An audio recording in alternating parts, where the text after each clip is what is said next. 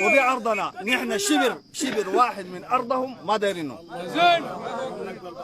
نحن شبر واحد من أرضهم، نحن دايرين أرضنا الطاهرة دي، أرضنا الطاهرة. جدودنا والله مدفونين.